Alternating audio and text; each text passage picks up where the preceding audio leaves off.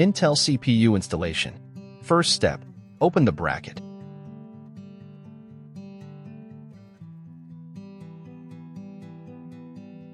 Second step, make sure pins and socket are facing the right direction.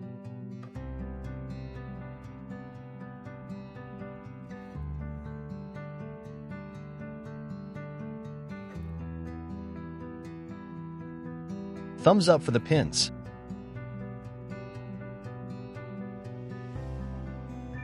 Third step, place CPU into socket carefully.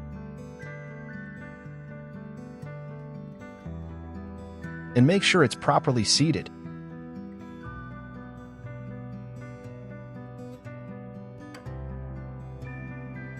Close the latch and hope for the best.